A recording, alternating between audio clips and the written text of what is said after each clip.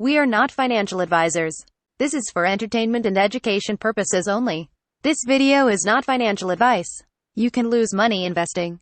You are liable for any losses that you incur from investing. We shall not be held liable for any losses you may incur while investing. Contact the licensed financial professional in your area for professional advice. Always seek independent financial advice before making any investment decision. Hello, everyone. Welcome back to ABCC's third podcast.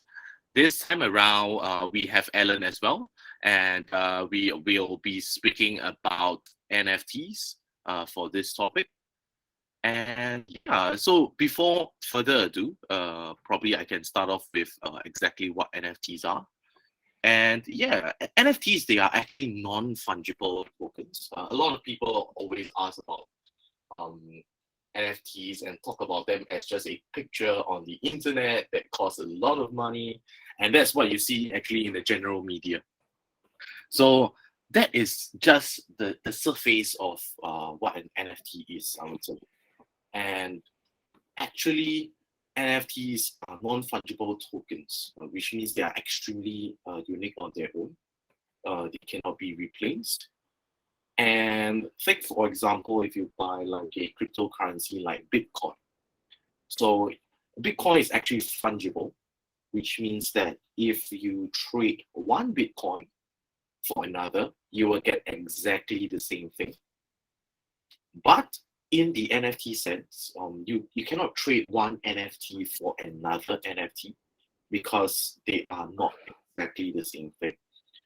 And that's why they are called non-fungible tokens.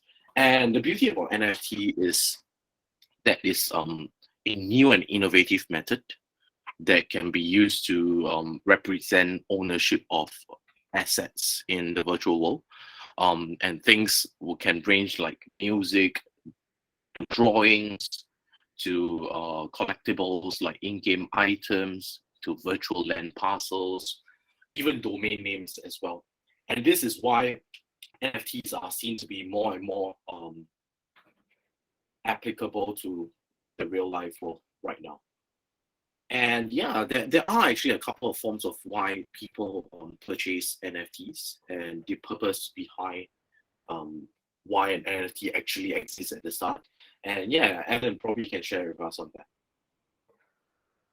Hello, everyone. Okay, thank you, Marcus, for the introduction of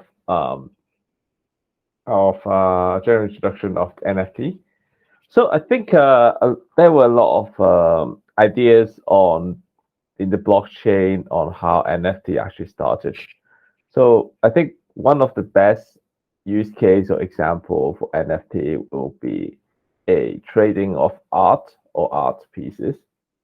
So for artists on NFT, it can actually help the artists to ensure their future revenue or can still take a share of any future trade. So in traditional like art space, once the artist sells the art pieces to the buyer, they have no other revenue stream or they don't have any other income after the art pieces they created sold to the third buyer. So one of the things that blockchain or NFT solved is artists can actually set like royalty on each of their artwork. And once they're traded multiple times, they will still have a percentage of the trade amount as royalty back to their crypto wallet.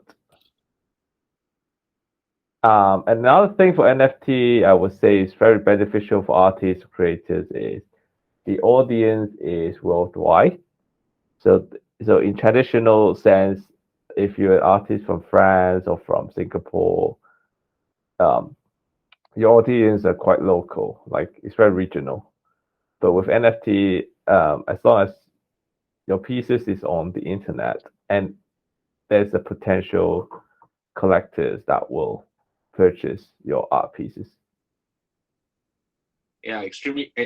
Actually, that's very valid because especially when COVID hit, I think a lot of artists they weren't able to like present their works in the exhibitions and galleries because a lot of people just they were locked down in their own countries, and that's why it's very difficult for them to showcase that.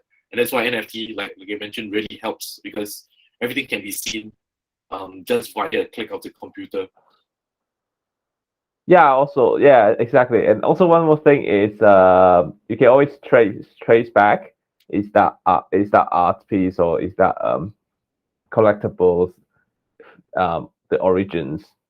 So like in art, right, there's a lot of like fake paintings Yeah.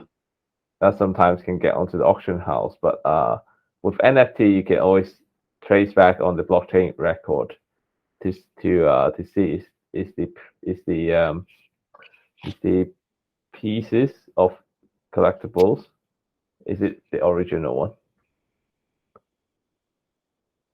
You think so? Yeah, exactly. For myself, I've been looking at the NFTs as well, and I do understand that there are also a lot of risks involved. Like you mentioned, the authenticity of it. There are also a lot of risks involved, whether or not the collection is actually real, it's actually from the same artist, and probably we'll talk a little bit on how we can manage those risks further on in our podcast. Okay.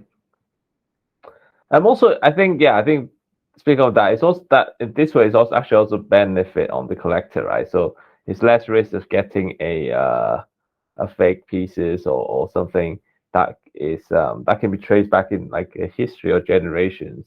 That would definitely give some more value to different like on the NFT collectibles.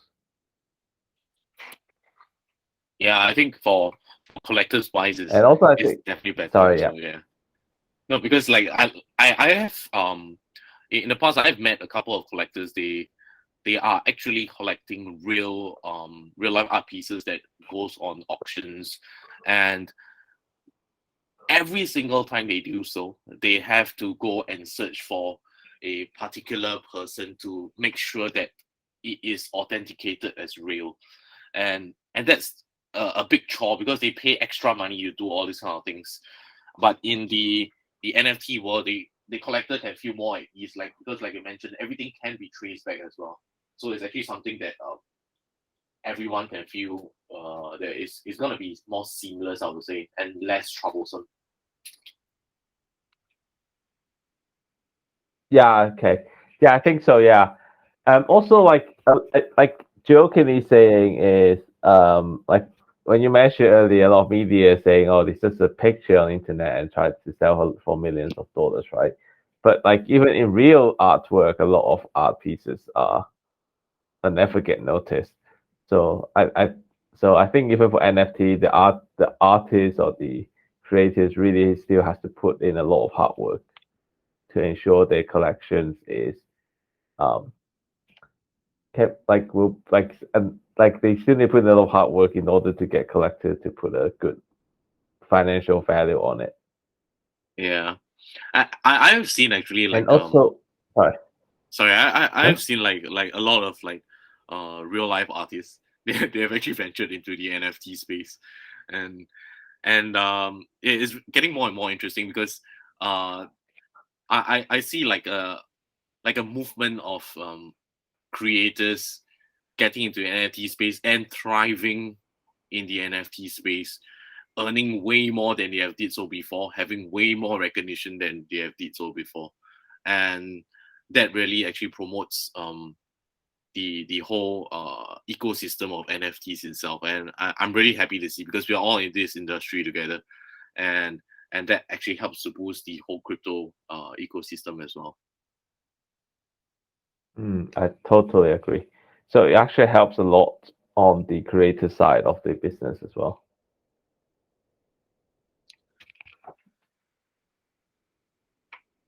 Yeah, I think moving forward, we can probably talk a little bit about the advantages of an NFT because there may be times where you see a particular picture, or we call a profile picture, PFP in short, um, and then you see this profile picture, you say like, oh, this NFT is very cute, this NFT is very nice, probably I should purchase it. But what is the exact use case of it? What kind of advantages do you actually have with it for NFT? So I think the the first advantage we can see is, like we mentioned before, the ownership of the NFT itself. So, for example, if I'm a collector, I would definitely want to have some sort of proof of ownership. So I want to prove that I actually own this NFT. And everything is actually is actually on the blockchain itself. So we can't hide. Everything is transparent on a blockchain, and we can't say that we do not have this, or we have it but we cannot prove it. So that's the beauty of having an NFT. You can actually prove it. You can prove the ownership of it, and you can also know that each trait, because like I mentioned, NFT is non-fungible, right? So every single NFT itself is unique. So there are things like attributes and traits involved in an NFT. Usually there are unique traits, and these unique traits actually showcase their potential value. And why I can say this, if I compare this to like real life art pieces, for example, the real life art pieces, may have a couple of strokes here. They are very unique. They may have like 1,000 trees or things like this, but you don't actually see it when you walk inside a gallery. But when you look at the NFT itself, there are things called like the metadata inside, which actually tells you each single attribute that is actually unique to the NFT. So that actually can actually increase the value of what you own, or can actually prove that it's actually unique on its own. And with that, we will end off our first part of this podcast. See you guys again next week for part 2 of our podcast of the NFTs. Bye bye.